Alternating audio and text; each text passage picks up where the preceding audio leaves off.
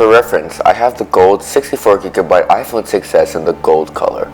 I bought it around a week after it launched last September. But first, let's talk about speed, right? That's something that you don't want to drop in a smartphone. For most people, they want to buy last year's smartphone for a cheaper price.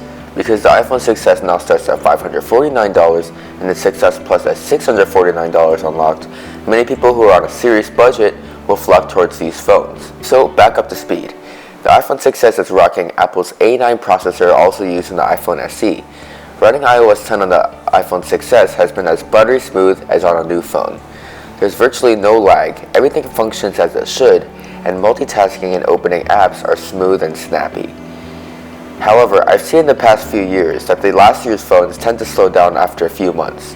The iPhone 6, for example, began to slow down in December for me, and the 6 Plus was even worse.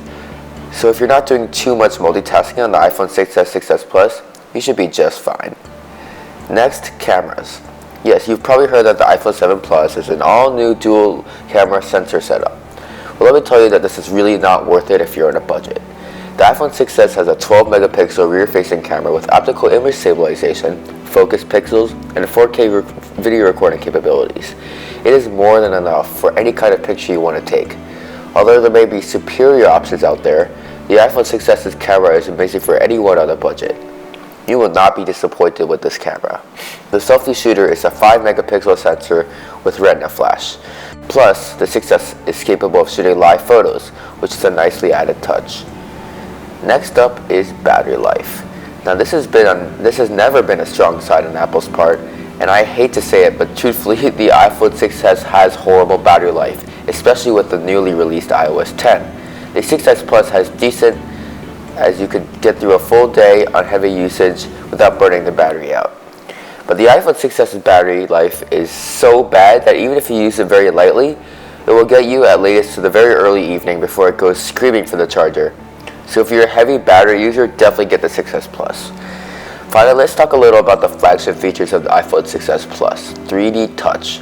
3D Touch is a way to add extra functionality to the apps that you use most. For example, for those of you who don't understand, if you use 3D Touch on the weather app, it will give you a glimpse of the weather in your area, as well as the time and forecast for later in the day. For one press, you get all that information. 3D Touch is in no way enhanced on the iPhone 7 and 7 Plus, so there shouldn't be any reason why you would choose the iPhone 7 over the iPhone 6s because of the 3D Touch functionality. 3D Touch still works fine on the iPhone 6s and 6s Plus, and the tactile engine is stronger than ever. So in conclusion, what's the final decision? If you have, I'd say, an iPhone 5 or older, or if you're looking to buy a cheaper iPhone, buy the iPhone 6s or the iPhone SE. For those of you who have smaller hands, the iPhone 6s is still an amazing phone. It won't be obsolete or unusable until at least 5 years from now. So thanks again for watching, and please take a moment to subscribe to my main channel, News Now. Tech news is posted there every weekend as well.